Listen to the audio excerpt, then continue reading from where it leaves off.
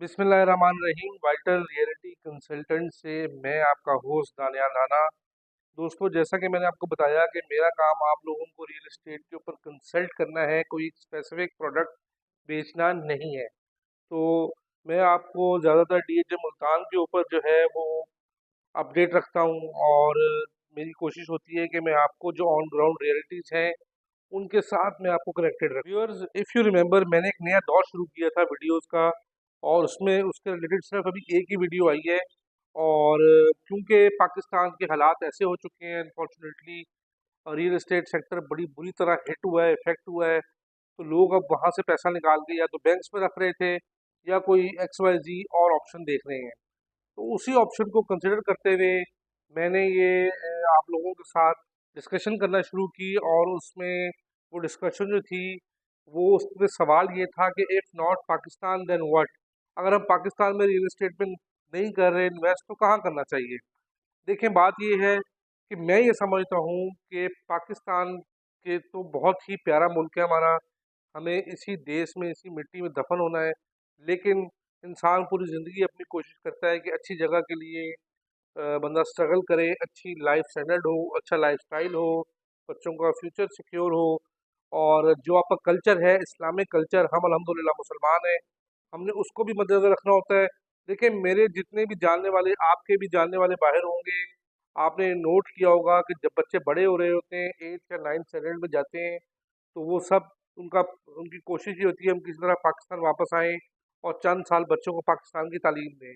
उसकी वजह ये है कि जो मगरिब है, वेस्ट, उसका हमारा माहौल मैच नहीं करता। जो भी आप उसे कह सकते हैं कि वहाँ पे वो आई जाती है या वॉटेवर, जो भी अल्फाज आप इस्तेमाल कर सकते हैं, उस तरफ मैं नहीं जाऊँगा। तो उन चीज़ों को कंसिडर करते हुए हमारे पास सिर्फ एक अच्छी ऑप्शन बचती है, और वो है यूएई।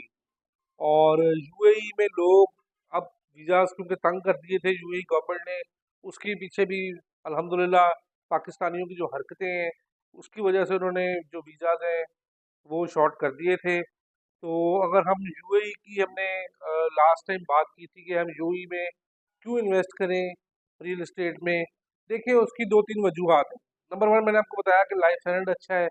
नंबर टू, वो मुल्क आपको पाकिस्तान से ज़्यादा आपके बिजनेस को सिक्योरिटी फराहम करता है, आपको सपोर्ट करता है। नंबर थ्री, सबसे ज़्यादा अट्रैक्शन यूएई में क्या है? Y Dubai? क्यों दुबई की आप प्रॉपर्टीज में इन्वेस्ट करें? क्योंकि यूएई इनकम टैक्स नहीं लेता। 0% वहाँ इनकम टैक्स है। आप जितना मर्जी पैसा कमाएं, आपको कोई टैक्स उसके ऊपर नहीं देना पड़ेगा। और उनके लॉज इतने आसान हैं, इसे कहा जाता है ईज ऑफ डूइंग बिजनेस। कि दुबई में ईज ऑफ डूइंग बिजनेस इतना है, इतना उसका लेवल हाई है कि पूरी दुनिया की कोशिश है कि हम दुबई जाके इन्वेस्ट करें। इवन के जो पाकिस्तानी एक्सपर्ट्स हैं, उनका भी टारगेट यही है कि हम कनाडा, अमेरिका या किसी और मुल्क का पासपोर्ट लेके हम दुबई में ही लैंड करें और वहाँ पे बिजनेस करें, वहाँ पे ज़िंदगी गुजारें। इतना सिक्योर माहौल है। वहाँ अगर आपने एंजॉय करना है, आप वो भी कर सकते हैं। वहाँ आपने काम करना है, वो भी कर सकते हैं। वहाँ आपने जॉब करनी है, वो भी कर सकते हैं। हर तरह से Dubai is suitable for us. दूसरी बात ये है, क्योंकि I am living in south Punjab, Multan, Khanewal. Khanewal से इस्लामाबाद आपको लगते हैं 5 आवर्स ड्राइव, ठीक है। 5 घंटे की ड्राइव है खानेवाल से मुल्तान, इस्लामाबाद की। इतनी देर में आप दुबई से मुल्तान पहुंच जाते हैं। तो ये भी एक बहुत बड़ा सूटेबल फैक्टर है कि पाकिस्तान के करीब है, 2 से ढाई घंटे की फ्लाइट है। आप आराम से जो है वो पाकिस्तान पहुंच जाते हैं। और कोई गमी हो, कोई खुशी हो, ये भी बड़ा चैलेंज होता है कि लोगों के वालिदैन दुनिया से चले जाते हैं, करीबी लोग दुनिया से चले जाते हैं, वो नहीं पाकिस्तान पहुंच पाते। सिर्फ क्यों कि वो दूर बैठे हैं मुल्क से, उनको उतनी क्विक एक्सेस नहीं मिलती फ्लाइट्स को। तो दुबई में एक ये भी बहुत बड़ा एक फैक्टर है कि आप अपने मुल्क के करीब है। और मैं समझता हूँ कि दुबई में, देखिए, वैसे तो ऑब्वियसली पाकिस्तान में इन्वेस्ट करना चाहिए, लेकिन जो हालात हैं, क्योंकि लोग अपने रोज़मर्रा के जो अखराजात हैं उनसे तंग हैं, तो मैं आपको ये रिकमेंड करूँगा कि दुबई आप ज़रूर इन्वेस्ट करें। वहाँ पे आप 50 लाख से भी काम शुरू कर सकते हैं, वहाँ पे आप 1 करोड़ से भी कर सकते हैं। ऊपर जितना आप जाता जाएँ, कहते हैं जितना गुड़ डाले उतना मीठा। तो दुबई की जो प्रॉपर्टीज़ की अगर हम बात करें, तो आपको 3.5-4 लाख दिरहम से एक अपार्टमेंट मिलता है।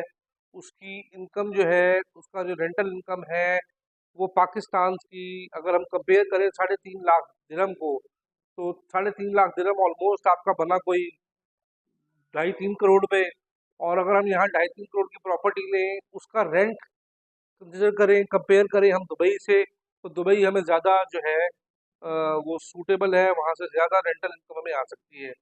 नंबर टू, अगर आपने रिटर्न ऑन इन्वेस्टमेंट देखना है, तो ये कंसिडर किया जाता है कि आपको 8% या 9% जो है वो रिटर्न ऑन इन्वेस्टमेंट दुबई में रियल एस्टेट पे मिलता है। देखें, क्योंकि हाउसिंग एक बहुत ही इंपॉर्टेंट नीड है इंसान की। जहाँ जहाँ इंसान गया है वहाँ पे घर बना है, वहाँ पे कमर्शियल एक्टिविटीज़ हुई हैं।